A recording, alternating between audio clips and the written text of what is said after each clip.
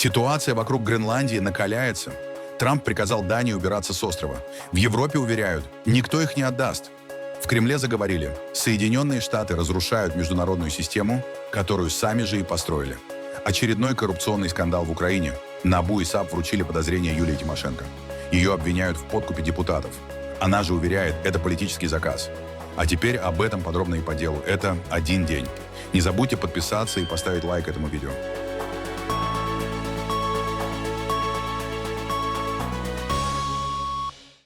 Дональд Трамп призвал Данию немедленно убираться из Гренландии. НАТО, скажите Дании, чтобы она убиралась оттуда немедленно.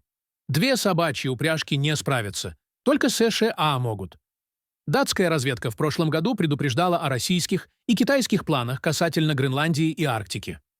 Президент Соединенных Штатов Америки Дональд Трамп отверг заявление премьер-министра Гренландии Йенса Фредерика Нильсена после того, как тот вновь подтвердил приверженность Гренландии и Дании. Премьер-министр Гренландии сегодня заявил: «Мы предпочитаем остаться с Данией». Считаете ли вы это окончательным решением? Кто это сказал? Премьер-министр Гренландии? Ну, это их проблема. Это их проблема. Я с ним не согласен. Я не знаю, кто он такой. Ничего о нем не знаю. Но для него это будет большой проблемой. Гренландия может рассчитывать на ЕС, заявила Урсула фон дер Ляйен. Она отметила, что остров является членом НАТО, а значит, ответственность за его безопасность лежит на всем альянсе. Между Европейским Союзом и жителями Гренландии существуют прочные и хорошие отношения. Для меня важно, чтобы гренландцы знали, и они знают это по делам, а не только по словам, что мы уважаем их желания и их интересы, и что они могут рассчитывать на нас. Гренландия принадлежит своему народу. Поэтому только Дания и Гренландия, и никто больше, вправе решать вопросы, касающиеся Дании и Гренландии. Это пункт номер 1, и он очень важен. Мы находимся в постоянном контакте с датским правительством, чтобы также выслушивать, каковы потребности жителей Гренландии, в очень тесном контакте. Гренландия является частью НАТО. И когда мы говорим об арктической безопасности, это одна из ключевых тем НАТО. Мы знаем, что связующим звеном между союзниками всегда является четкий девиз: «Один за всех, все за одного». Таким образом, НАТО — это один из форумов для интеграции различных интересов. Но, конечно, Арктика и арктическая безопасность также являются вопросом для Европейского Союза, без всяких сомнений. Президент США Дональд Трамп заявил, что Гренландия необходима Соединенным Штатам в интересах национальной безопасности. По его словам, недавно назначенный специальный посланник США должен возглавить этот процесс. Ключевой фактор – стратегическое расположение острова. Гренландия находится на кратчайшем пути между Европой и Северной Америкой и важна для системы раннего предупреждения о ракетах. Между Гренландией, Исландией и Великобританией регулярно проходят российские подводные лодки. Сейчас США уже имеют военное присутствие на авиабазе Петуфик на северо-западе Гренландии. По соглашению 1951 года с Данией, американские военные могут строить объекты при уведомлении Копенгагена и властей Гренландии. США утверждают, что им нужна Гренландия для национальной безопасности, но действующее соглашение, а также политическая добрая воля, сопровождающая его практическую реализацию, означают, что США, вероятно, смогли бы получить в Гренландии практически все, что им нужно, просто вежливо попросив. Гренландия – автономная территория Королевства Дания. В 2009 году остров получил право проводить референдум о независимости. Экономика сильно зависит от рыболовства и субсидий Дании, а большинство жителей поддерживает самостоятельность, хотя опасаются поспешных решений. Эксперты отмечают, что даже при независимости Гренландия могла бы заключить свободную ассоциацию с США, получать защиту и помощь в обмен на военные соглашения. Есть и другие возможные причины, по которым Дональд Трамп может хотеть заполучить Гренландию. Упоминались также минералы, особенно редкоземельные. Сам Дональд Трамп говорил, что это менее важно, чем безопасность. Но, тем не менее, давайте рассмотрим минералы, редкоземельные минералы. Проблема с добычей ресурсов в Гренландии заключается в следующем. Гренландия — богатая страна с точки зрения природных ресурсов. Однако их добыча очень дорога.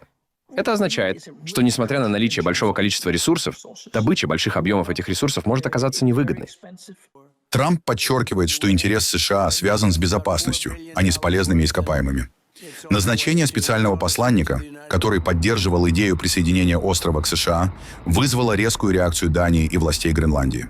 Премьер-министр Дании и глава правительства Гренландии подчеркнули, остров принадлежит его жителям, и никакая страна не может его аннексировать. У нас есть третий возможный аргумент, который больше склоняется к подходу МАГА к миру. Сделать Америку снова великой. Или, возможно, даже еще более великой, верно? То есть идея территориальной экспансии. И, возможно, идея о том, что Трамп может войти в историю как один из президентов расширивших США. И я думаю, что этот мотив, и Копенгаген, и Нуук, и гренландцы, и датчане очень надеются, что это не является главной мотивацией для Дональда Трампа. Потому что если это так, то очень-очень трудно что-либо предпринять в плане достижения компромисса. Как можно пойти на компромисс в такой ситуации? Франция откроет консульство в Гренландии 6 февраля. Этот шаг был запланирован еще в прошлом году, заявил министр иностранных дел Франции Жан-Ноэль Барро, на фоне стремления президента США Дональда Трампа установить контроль над этой арктической территорией. Также он добавил, что Соединенные Штаты должны прекратить шантажировать Гренландию и заявлять о намерениях взять под контроль эту автономную территорию Дании. Это решение было принято прошлым летом, когда туда приезжал президент. Я лично побывал там в конце августа, чтобы подготовить открытие этого консульства, которое будет учреждено 6 февраля. То есть мы понимаем, что речь идет не только об упрощении административной жизни, кажется, 6 французских экспатриантов, находящихся там, верно? Прежде всего, это демонстрация нашей решимости углублять наше присутствие во всех измерениях на этой территории Королевства Дания. Это политический сигнал? Это политический сигнал, но он также отражает желание быть более активно представленными в Гренландии, в том числе в научной сфере, поскольку именно там, по сути, начиналась история отношений между Францией и Гренландией. В Иране власти усиливают давление на участников протестов. Глава судебной власти страны Галям Хосейн Мохсени Эджеи заявил о необходимости как можно быстрее судить и наказывать задержанных. По версии официального Тегерана, участники протестов якобы совершали тяжкие насильственные преступления, а быстрые приговоры, как утверждает режим, должны усилить устрашающий эффект и восстановить порядок. Эти люди, которые обезглавливали людей или сжигали людей на улицах, во-первых, если мы хотим что-то сделать, мы должны действовать быстро. Даже если мы сделаем то же самое, но через пару месяцев, это уже не будет иметь такого же эффекта. Если мы сделаем то же самое через 2-3 месяца, это не будет столь эффективным. Что касается борьбы с финансовой коррупцией, это тоже то, чем мы можем заняться, чтобы люди почувствовали себя лучше. В то же время Рези Пехлеви, сын последнего шаха Ирана, призывает продолжать сопротивление режиму и обратился к силовым структурам. Ваш голос и ваша храбрость не должны быть лишь видением и просьбой о помощи. Вы должны сами взять на себя руководство этой помощью. Вы должны прислушаться к обращению президента Соединенных Штатов. Помощь уже в пути. Вы должны продолжать сопротивление так, как вы это делали. Не позволяйте режиму спокойно удерживаться у власти. После всех этих недавних смертей между нами и режимом пролилась кровь. Помните имена этих палачей. Настанет день, когда за их деяния будет спрос. Но у меня есть особое послание для сил помощи. Вы — вооруженные силы Ирана, а не вооруженные силы Исламской Республики. У вас есть обязанность. Берегите свои жизни. У вас осталось не так много времени. Связывайтесь с людьми любыми средствами и как можно быстрее. Оправившись от шока новогодних отпусков, спустя почти 2 недели в Москве прокомментировали захват Николаса Мадуро в Венесуэле и протесты в Иране. Комментарии ждали от Путина, но он не воспользовался возможностью дважды. После рождественского богослужения в храме Главного разведывательного управления и после встречи со спикером Госдумы Вячеславом Володиным. В первый день после Старого Нового года в России темы Мадуро и Ирана прокомментировал Сергей Лавров. Только западноевропейцы и другие союзники Вашингтона так стыдливо пытаются избежать принципиальных оценок, хотя всем понятно, что речь идет о грубейшем нарушении международного права. И в целом это говорит о... И другие действия, которые мы наблюдаем на международной арене, свидетельствуют о даже не попытке, а о линии наших американских коллег на разлом всей той системы, которая создавалась долгие годы при их непосредственном участии, не только имея в виду структуры Организации Объединенных Наций, но и принципы модели глобализации, которую именно Соединенные Штаты внедряли, апеллируя к таким лозунгам, как свобода рыночных сил, честная конкуренция, неприкосновенность собственности и многое-многое другое, что теперь уже, как говорится, пошло, по сути дела, коту под хвост. И вместо глобализации мы наблюдаем фрагментацию мирового хозяйства. Безусловно, когда Соединенные Штаты начинают действовать исключительно, игнорируя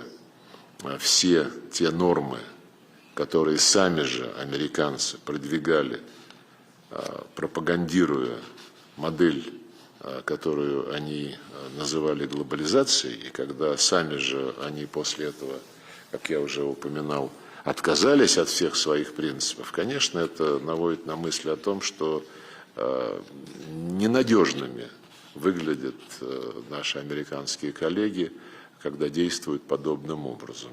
И делать ставку на то, чтобы везде, где есть нефть или какие-то другие важные стратегические природные ресурсы, думать только о том, как продвигать свои интересы и использовать для этого угрозы и методы прямого давления в виде тарифов. Вот Ирану объявили, вернее, партнерам Ирана объявили тарифы в 25%. Надо просто работать и реализовывать те договоренности, которые есть между нами и Исламской Республикой Иран, между Россией и всеми другими нашими торговыми и экономическими партнерами.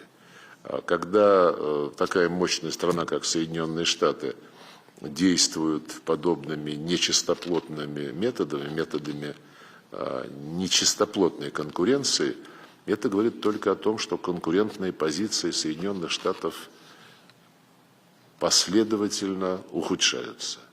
Я не думаю, что какая-либо третья сторона может изменить принципиальный характер отношений между Москвой и Тегераном. А этот характер опирается на договоренности, которые были достигнуты между президентами Российской Федерации и Исламской Республики Иран. Он отвечает интересам двух государств, двух народов. Этот характер воплощен в целом ряде практических проектов. Национальное антикоррупционное бюро Украины совместно со специализированной антикоррупционной прокуратурой официально сообщили о подозрении лидеру парламентской фракции Юлии Тимошенко. Следствие установило, что после разоблачения в декабре прошлого года фактов получения народными депутатами неправомерной выгоды за голосование по законопроектам, глава фракции инициировала переговоры о создании системного механизма подкупа парламентариев. Также опубликованы аудиозаписи, которые, по словам правоохранителей, фиксируют обсуждение схемы влияния на результаты голосований через предоставление неправомерной выгоды народным депутатам. Тогда давайте завтра вечером здесь у меня. Я вам отдам.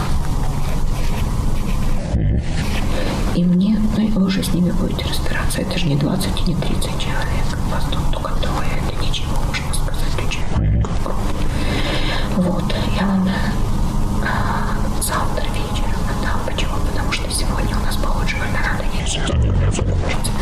Но я должна вам передать, как вы за что голосуете. Тогда я могу это как сбрасывать вам на телефон просто. Как вы можете приносить? Или это после погоджения будет? Да, после погоджения. Как вы всегда бросаете? Или... Я всегда буду бросать. Я буду бросать вам номер, да, и, ну, условно, за или против. Да. Против этого можете воздерживаться, не голосовать, просто чтобы не было голоса. А за нас, смотрите, конечно, желательно, чтобы сбоев не было, потому что у нас это все очень связано. То есть мы хотим грохнуть это большинство, и поэтому мы не должны давать им никаких люфтов. Поэтому уже поговорите с ребятами. Конечно, штрафных санкций никаких не будет, но очень важно, чтобы дисциплина была, потому что, иначе это все не имеет смысла. И теперь то, что касается кадровых вещей, мы голосуем за снятие и не голосуем за призначение.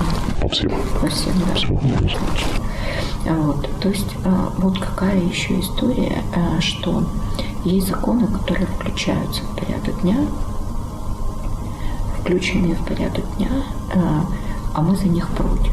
Мы все равно голосуем за включение в порядок дня, а потом за них не голосуем, чтобы их убивать. Поэтому здесь тоже, там, где включение в порядок дня, мы тоже будем писать вам, что за включение в порядок дня, но не голосуем за сам закон.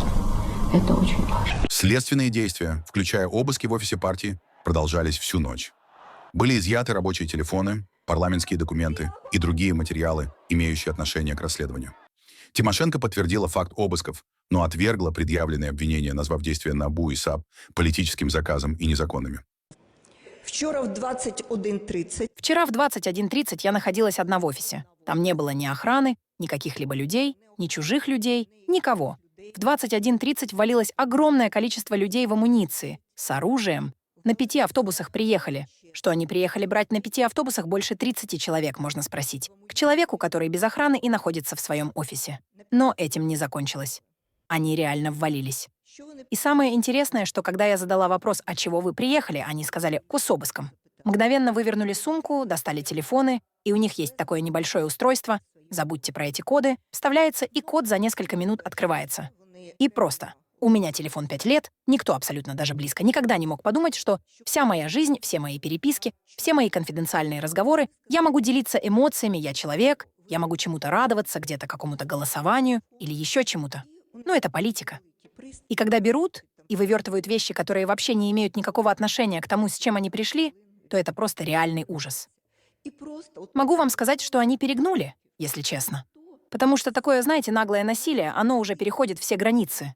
Они начали переворачивать все ящики. Ну да, там какие-то сбережения небольшие есть, но они у меня в декларации. Это сбережения, которые я просто там держу, потому что мне иногда нужно. Ну так что, это что, преступление? Пусть почитают мою декларацию. И это абсолютно не имеет вообще никакого отношения к моей парламентской деятельности. Знаете, я думаю, что тот факт, вы помните, когда я и Власенко, и вся наша фракция публично выступили против НАБУ, САП, когда мы сказали, что не может быть такого, чтобы не коррупцией занимались, а по сути это был орган политического давления на политиков, на высших должностных лиц. Вы знаете, что мы тогда предлагали, чтобы все-таки это был независимый орган, но назначенный украинцами. Какой-то независимой структурой, чтобы хоть какой-то контроль над ними был. Я помню последний раз, когда во время революции достоинства вваливались люди, также вооруженные, через заборы наших офисов. Это были люди Януковича. И они там все громили. Так они хотя бы как фиговый листок приносили какое-то решение Печерского суда. Они лезли через заборы, но с решением Печерского суда. К чему мы все это довели? Это что, полное бесправие? И что значит, что частная жизнь человека, любого, депутата, предпринимателя, можно так вытянуть из твоего телефона и сажать, по сути, делать приговор, даже не понимая, что там было? Мне кажется, что мы страну довели до края. Сейчас материалы дела изучаются, и следствие продолжает сбор доказательств. По действующему законодательству подобные действия могут квалифицироваться как попытка подкупа должностных лиц и грозят обвиняемой серьезной уголовной ответственностью при подтверждении вины в суде. В Украине назначен новый министр обороны Михаил Федоров. Он уже 4-й глава оборонного ведомства с начала полномасштабного вторжения России. Ранее Федоров занимал пост первого вице-премьер-министра и министра цифровой трансформации, сыграв ключевую роль в высокотехнологичной поддержке украинской армии. Теперь он обещает сосредоточиться на цифровизации войск, использовании дронов и искусственного интеллекта. Спецпосланник Дональда Трампа Стив Уитков и его зять, старший советник Белого дома Джаред Кушнер, планируют в ближайшее время посетить Россию и рассчитывают встретиться с Путиным, пишет агентство Bloomberg. Цель визита – продвижение мирного соглашения по прекращению войны в Украине. Как сообщают источники издания, встреча может состояться уже в этом месяце. Однако окончательная дата пока не определена. В Белом доме заявили, что на данный момент никаких встреч официально не запланировано. Кремль комментариев не дал. Тем временем США и Украина заявляют о значительном прогрессе по 20-пунктному плану урегулирования конфликта. По их словам, согласовано около 90% документа. В то же время ключевые разногласия сохраняются. Москва настаивает на выводе украинских войск из части Донбасса, выступает против размещения войск НАТО в Украине и требует признания занятых территорий российскими. Открытыми остаются вопросы Запорожской АЭС и замороженных российских активов. Ожидается, что на переговорах также будут обсуждаться гарантии безопасности для Украины и планы ее послевоенного восстановления. Киев рассчитывает финализировать соответствующие соглашения на Всемирном экономическом форуме в Давосе уже в этом месяце. Россия открыта для переговоров о мире в Украине. Но разговоры о прекращении огня до заключения полного мирного соглашения просто не являются серьезными, заявил Сергей Лавров. Президент Путин неоднократно, в том числе за последние пару недель на различных мероприятиях, подтверждал нашу позицию об открытости к переговорам по Украине. Если эти переговоры имеют серьезный характер, и если лица, которые заинтересованы в таких переговорах, действительно к ним готовы, им есть что сказать. Все предыдущие встречи со специальным посланником президента Трампа, господином Уиткофом, и вот в последнее время к нему подключился господин Кушнер, все эти встречи были серьезными, конкретными, нацеленными на то, чтобы разобраться с первопричинами украинского кризиса и согласовать пути преодоления этих первопричин, потому что иначе никакого устойчивого долгосрочного мира ожидать не приходится. И те, кто сейчас говорит, вот европейцы, постоянно, Германия, британцы тем более, вот сейчас приоритет номер один – это перемирие. Перемирие там на 60 дней, на постоянной основе. Это все, конечно, несерьезно, хотя и с этими представителями мы готовы вести разговор. Но когда говорят, что кроме прекращения огня все остальное второстепенное, понятно, о чем идет речь. Речь идет о том, чтобы в очередной раз выторговать дополнительное время для того, чтобы поддерживать киевский режим, чтобы сохранить его сущность. И, собственно говоря, все инициативы, которые Европа обсуждает, в том числе обсуждала в Париже с участием господ Уиткофа и Кушнера, все эти инициативы нацелены только на то, чтобы сохранить на той части Украины, которая, как они надеются, останется после урегулирования, сохранить нынешний нацистский режим, который послушно исполняет волю Запада, прежде всего волю Брюсселя, евросоюзовского, натовского, а Брюссель, вот этот вот коллективный, заинтересован в том, чтобы готовиться к войне против Российской Федерации, они об этом открыто говорят. Мы видим, что Соединенные Штаты понимают нереалистичность такого сценария, и они хотят пресечь любые поползновения в том, что касается втягивания Украины в НАТО. Что касается в части вашего вопроса о том, какой прогресс на переговорах, мы не знаем. Если речь идет о переговорах, я упомянул, они состоялись в Париже между коалицией жаждущих, или там, как она называется, с участием Зеленского и с приглашением Уиткофа и Кушнера, они выпустили свой итоговый документ, вернее, такая декларация о намерениях, я бы так сказал, к которому не присоединились Соединенные Штаты, и какой-либо конкретной информации о том, что там на самом деле было и что стоит за этим вот декларативным документом, мы пока не знаем. Так что если наши американские коллеги заинтересованы нас пробрифинговать о своих впечатлениях, конечно, это представляет для нас интерес.